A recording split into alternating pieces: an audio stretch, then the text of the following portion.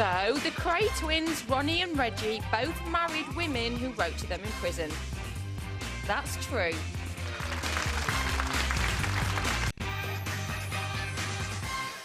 First, though, who would write letters to a lifer? Is there something wrong with those who write to dangerous killers, rapists, even paedophiles?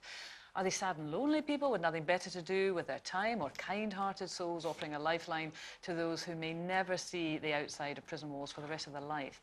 Apparently, Joseph Fritzl has received sacks of love letters from admirers since his arrest for keeping his family in his cellar for 24 years. Soham murderer Ian Huntley is also said to have received bundles of fan mail. And the man dubbed Britain's most violent criminal, Charles Bronson, even married his pen pal, Saira Rahman, behind bars at Woodville Prison. At the time, she said he was her soulmate, while he dubbed her his angel. Would you write a letter to a lifer? Maybe you have already, or do you think anyone who does, frankly, is a little strange? Call now and tell us what you think. But before we hear from you, let's talk to Julie, who's come from Staffordshire, to tell us why she plans to wed her fiancé, convicted murderer Dante, once he's released from prison in 12 years' time. Hi there, Julie. Hello. Thanks for coming in. Now, listen, I have to say, we have kind of pigeonholed anyone who writes to a lifer into two camps, either a bit strange or a bit sad or a bit whatever. How do you feel about that? I'm very conscious sitting there as I was saying that. OK, well, first of all, I'd like to make one point. I think you find that with the current sentencing laws and the crime rates and things that are happening in the world today, the amount of people being put into prison is drastically high.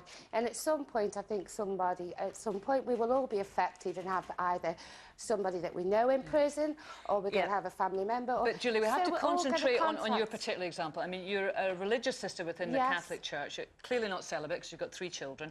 I correct you there. Go on. I went into the church after I had children. Yes, no, I'm not suggesting anything, but I'm just saying some people think a religious sister would be somebody who's a nun who could not have children. But you had 3 children, but you are working within the Catholic Church, and you're writing to Dante. Yes. So what is Dante's crime? Why is he in prison for a very long time? He was sentenced for first-degree intentional homicide. Right, and this is in the States? Yes. So how long was he to serve in prison? He's due out in 2020. He's got 25 years to life. 25 years? Yes. So how did you start up this relationship with him? As part of my duties, I contacted him because I felt that, you know, you should reach out. Part of orders is to uphold the rights of the imprisoned.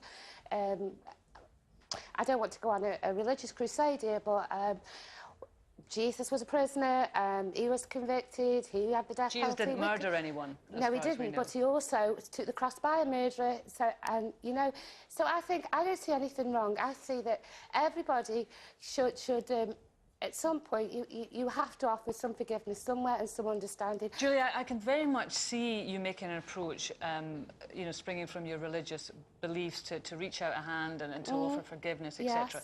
But this is a relationship. I mean, you're engaged. Yes, it is now, but to it didn't Dante. start as a relationship. Well, how did it progress to being a relationship then? I think it was just a natural progression. We opened up. We both opened up on various areas of both our lives, and he has he's very intelligent man, I think. And how do you conduct yourself? Have you met him? Yes, regularly. You presumably wrote to him for a while, and then you arranged a meeting, yes? Yes. And how was that? Nervous at first, but yes, it was. I don't know how to describe it. Apart from it was comfortable. It was relaxed, and he's.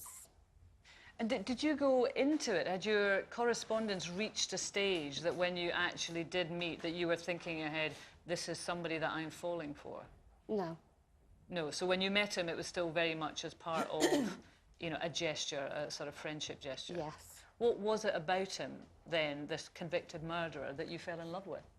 The person. What's in it for you, though? I mean, I can understand what's in it for him, but what's in it for you? What can you get back from that relationship? Do you know, I think I kind of, a long time ago, thought that I would never encounter anybody who understood me as well as I understand them, to have a conversation on different levels, to connect in so many different ways. I do gain a lot from him. How often do you see him? About every 4 to 6 months. So, you know, 3 times a year. Yeah, possibly. Tops. You write to him an awful lot. He's Yes. not due out until 2020. So, if your relationship is to continue, there's no prospect of you being together until that stage. No. I have to echo Anne's thoughts in there, in that you've got this slightly unusual pen pal, but I mean, is it a relationship? I mean, that is not real day-to-day living. Yes, I believe it is a relationship. I really do. I think we're as committed as we can be under the circumstances. And I also think in some ways we have a lot of more dedication than some people take for granted that are with each other every day. Julie, you've also got 3 children. Yes. What age is your youngest? 8. 8. Are they aware of this relationship? Yes. And what do you tell them? Up front, straight truth. And you tell them about his past crimes and why he's in prison? I've explained to the youngest one, obviously, because he's disabled. But the other 2 children know, and my son's here today. But you're bringing but you're bringing a murderer into your family, aren't you? I don't see how he's been brought into the... I don't see why that But is... presumably, if you do get married, I mean, OK, it's a long way down the line, then he will become part of your family. Yes, you will of introduce him to course. children. You will live together, I presume. Yes. So, you know, you will be part of a family. Yes. You have no qualms about that? Yeah, but I think what you also have to bear in mind is that we're not talking about somebody that went out and did an horrific stabbing, shooting, major serial killer kind of man. We're talking about a 17-year-old lad that was went out, got high on drugs and was involved, not just him, but with 3 others. There were 3 people involved that night. And, you know... Intentional. I mean, I take your point, Julie. Can I just ask, am I right in thinking that you said that your religious order reaches out to these kind of people? Church does in general. Well, what I'm finding quite hard to understand or appreciate is that of all the people in society that are disadvantaged, refugees, young children, why prisoners? But it is everybody. I'm not saying that it is just prisoners. I do work with the disadvantaged. I do go into the community with the sick and the dying. I do assist at last rites. So I do go into the hospitals. So I'm not saying that I'm just right to prison. It's multi. Julie, we've got to take your point here. We've got to challenge our own views here and perhaps our own preconceptions. You know, as Julie says, this is a guy who at the age of 17 committed a terrible crime. You would say made a terrible mistake, given his circumstances. He is paying his price, big time. They have established a relationship. I mean, it's a huge crime, but it is done. He is paying his price. Can we not understand that perhaps that is in the past and he could be a very worthwhile human being and they could have a very worthwhile relationship? Of course that can be, but what we're saying is that are there degrees of crime? You know, if he was a mass murderer... We know the facts. Julie's explained herself very well. Why do we have such a problem with it? Because I find it very strange. If I had 50 parking tickets and some lady or bloke wrote to me to start a relationship, I'd find that very odd. But you know what I mean?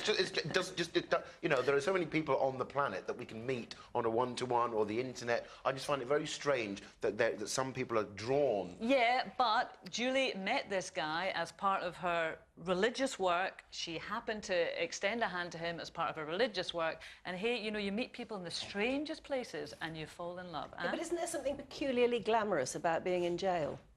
I mean, is that are you really sure in yourself that you haven't fallen for that sort of weird glamour side of it? I can assure you I haven't. I honestly, no.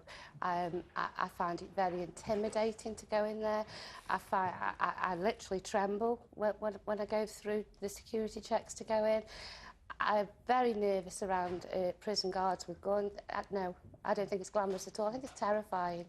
And I think also one of the worst things I've ever witnessed in sitting there on a visit is when the children come in to see the family members. And I can assure you that is heartbreaking.